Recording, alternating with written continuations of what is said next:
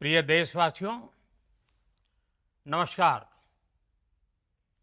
हम सभी ने बीते दिनों में देश का सामर्थ्य और उसका संयम दोनों देखा है। मैं सबसे पहले भारत की पराक्रमी सेनाओं को, सशस्त्र बलों को,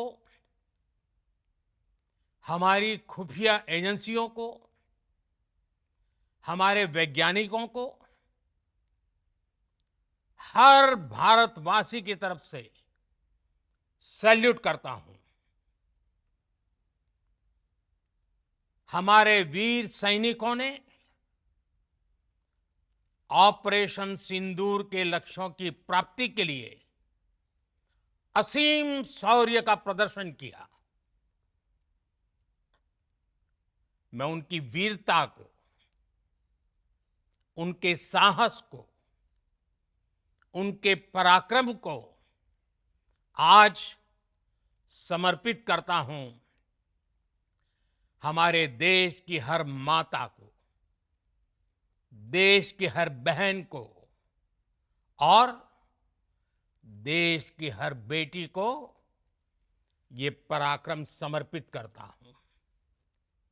साथियों, 22 अप्रैल को पहलगाम में आतंकवादियों ने जो बर्बरता दिखाई थी, उसने देश और दुनिया को झकझोर दिया था। छुट्टियां मना रहे निर्दोष मासूम नागरिकों को धर्म पूछकर उनके परिवार के सामने, उनके बच्चों के सामने बेरहमी से मार डालना, यह आतंक का बहुत विभत्स चेहरा था, क्रूरता थी। ये देश के सद्भाव को तोड़ने की घिनौनी कोशिश भी थी। मेरे लिए व्यक्तिगत रूप से ये पीड़ा बहुत बड़ी थी। इस आतंकी हमले के बाद सारा राष्ट्र, हर नागरिक, हर समाज, हर वर्ग, हर राजनीतिक दल एक स्वर में आतंक के खिलाफ कड़ी कार्रवाई के लिए उठ खड़ा हुआ।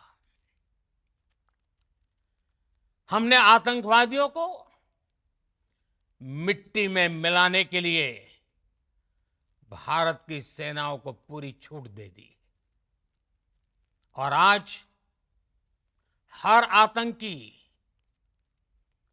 आतंक का हर संगठन जान चुका है कि हमारी बहनों बेटियों के माथे से सिंदूर हटाने का अंजाम क्या होता है।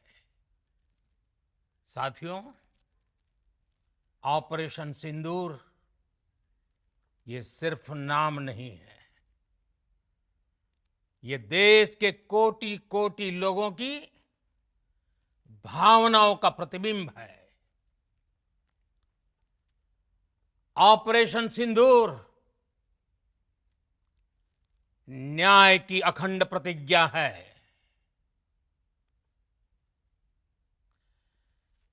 6 मई की देर रात, 7 मई की सुबह पूरी दुनिया ने इस प्रतिज्ञा को परिणाम में बदलते देखा है।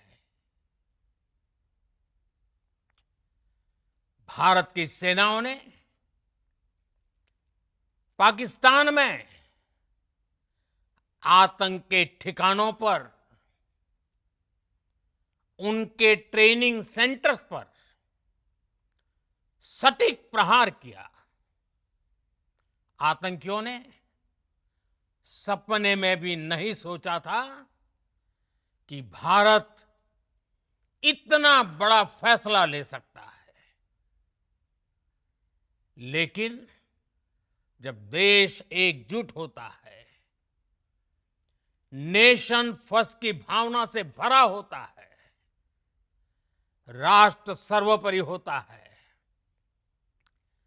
तो फौलादी फैसले लिए जाते हैं, परिणाम लाकर दिखाए जाते हैं।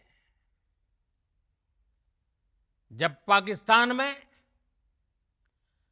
आतंक के अड्डों पर भारत की मिसाइलों ने हमला बोला, भारत के ड्रोन्स ने हमला बोला,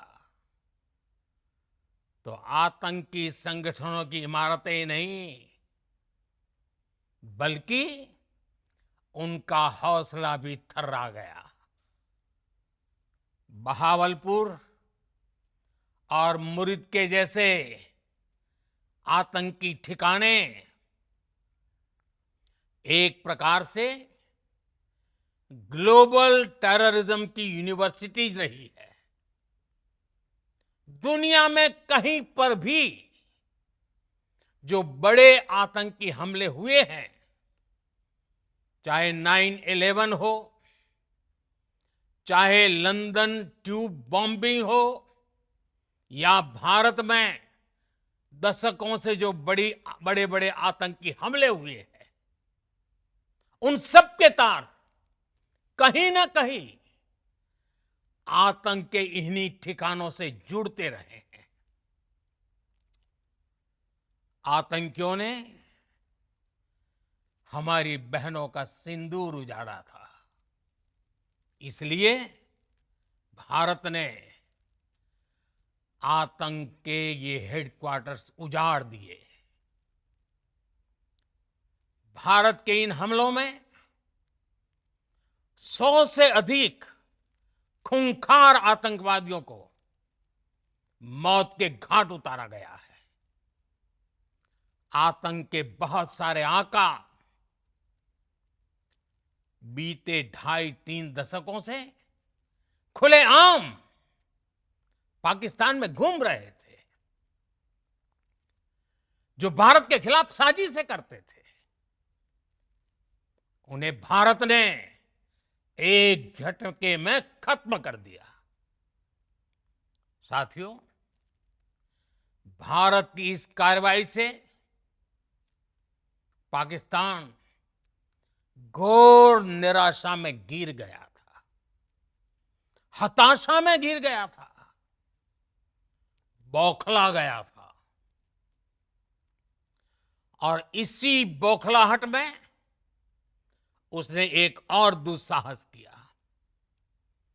आतंक पर भारत की कार्रवाई का साथ देने के बजाय पाकिस्तान ने भारत पर ही हमला करना शुरू कर दिया। पाकिस्तान ने हमारे स्कूलों, कॉलेजों को, गुरुद्वारों को, मंदिरों को, सामान्य नागरिकों के घरों को निशाना बनाया। पाकिस्तान ने हमारे सैन्य ठिकानों को निशाना बनाया। लेकिन इसमें भी पाकिस्तान खुद बेनकाब हो गया। दुनिया ने देखा कि कैसे पाकिस्तान के ड्रोन्स, पाकिस्तान की मिसाइलें भारत के सामने तिनके की तरह बिखर गई। भारत के सशक्त एयर डिफेंस सिस्टम ने उन्हें आसमान में ही नष्ट कर दिया। पाकिस्तान की तैयारी सीमा पर वार की थी, लेकिन भारत ने पाकिस्तान के सीने पर वार कर दिया।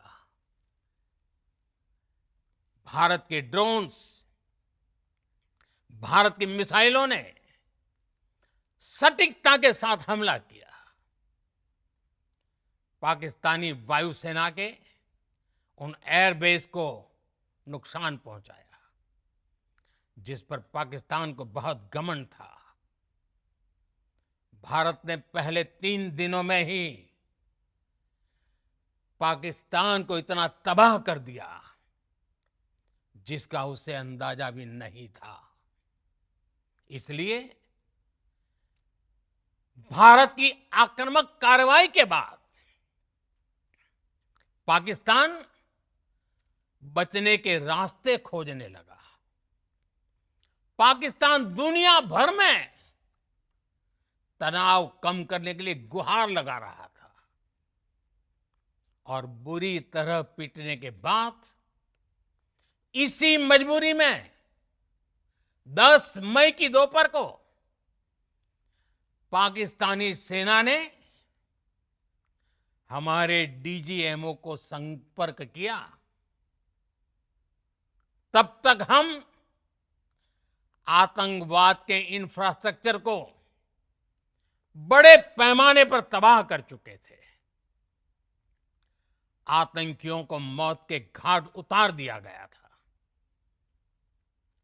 पाकिस्तान के सीने में बसाए गए आतंक के अड्डों को हमने खंडहर बना दिया था। इसलिए जब पाकिस्तान की तरफ से गुहार लगाई गई, पाकिस्तान की तरफ से जब ये कहा गया कि उसकी ओर से आगे कोई आतंकी गतिविधि और सैन्य दुस्साहस नहीं दिखाया जाएगा, तो भारत ने भी उस पर विचार किया। और मैं फिर दोहरा रहा हूं, हमने पाकिस्तान के आतंकी और सैन्य ठिकानों पर अपनी जवाबी कार्रवाई को अभी सिर्फ स्थगित किया है। आने वाले दिनों में हम पाकिस्तान के हर कदम को इस कसौटी पर मापेंगे कि वो क्या रवैया अपनाता है। साथियों, भारत की तीनों सेनाएं, हमारी एयरफोर्स, हमारी आर्मी और हमारी नेवी, हमारी border security force BSF, Bharat के अर्धसैनिक बल लगातार अलर्ट पर है। सर्जिकल स्ट्राइक और एयर स्ट्राइक के बाद अब ऑपरेशन सिंदूर आतंक के खिलाफ भारत की नीति है। ऑपरेशन सिंदूर ने आतंक के खिलाफ लड़ाई में एक नई लकीर खींच दी है। एक नया पैमाना, न्यू नॉर्मल तय कर दिया है। पहला, भारत पर आतंकी हमला हुआ तो मुंह तोड़ जवाब दिया जाएगा। हम अपने तरीके से, अपनी शर्तों पर जवाब देकर रहेंगे। हर उस जगह जाकर कठोर कार्रवाई करेंगे जहां से आतंक की जड़ें निकलती हैं। दूसरा, कोई भी न्यूक्लियर ब्लैकमेल भारत नहीं सहेगा।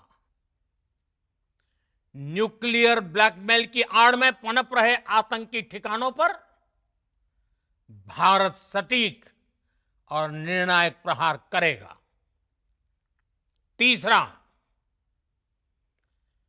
हम आतंक की सरपरस्त सरकार और आतंक के आकाओं को अलग अलग नहीं देखेंगे। ऑपरेशन सिंदूर के दौरान दुनिया ने पाकिस्तान का वो घिनौना सच फिर देखा है जब मारे गए आतंकियों को विदाई देने पाकिस्तानी सेना के बड़े बड़े अफसर उमड़ पड़े। स्टेट स्पॉन्सर्ड टेररिज्म का ये बहुत बड़ा सबूत है। हम भारत और अपने नागरिकों को किसी भी खतरे से बचाने के लिए लगातार निर्णायक कदम उठाते रहेंगे। साथियों, युद्ध के मैदान पर हमने हर बार पाकिस्तान को धूल चटाई है और इस बार ऑपरेशन सिंदूर ने नया आयाम जोड़ा है। हमने रेगिस्तानों और पहाड़ों में अपनी क्षमता का शानदार प्रदर्शन किया और साथ ही न्यू एज वॉरफेयर में भी अपनी श्रेष्ठता सिद्ध की। इस ऑपरेशन के दौरान हमारे मेड इन इंडिया हथियारों की प्रामाणिकता सिद्ध हुई। आज दुनिया देख रही है 21वीं सदी के वॉरफेयर में made in India defence equipments, इसका समय आ चुका है। साथियों, हर प्रकार के आतंकवाद के खिलाफ हम सभी का एकजुट रहना हमारी एकता, हमारी सबसे बड़ी शक्ति है। निश्चित तौर पर ये युग युद्ध का नहीं है, लेकिन ये युग आतंकवाद का भी नहीं है। टेररिज्म के खिलाफ जीरो टॉलरेंस, ये एक बेहतर दुनिया की गारंटी है। साथियों, पाकिस्तानी फौज, पाकिस्तान की सरकार जिस तरह आतंकवाद को खाद पानी दे रहे हैं, वो एक दिन पाकिस्तान को ही समाप्त कर देगा। पाकिस्तान को अगर बचना है तो उसे अपने टेरर इंफ्रास्ट्रक्चर का सफाया करना ही होगा। इसके अलावा शांति का कोई रास्ता नहीं है। भारत का मत एकदम स्पष्ट है। टेरर और टॉक एक साथ नहीं हो सकते। टेरर और ट्रेड एक साथ नहीं चल सकते और पानी और खून भी एक साथ नहीं बह सकता। मैं आज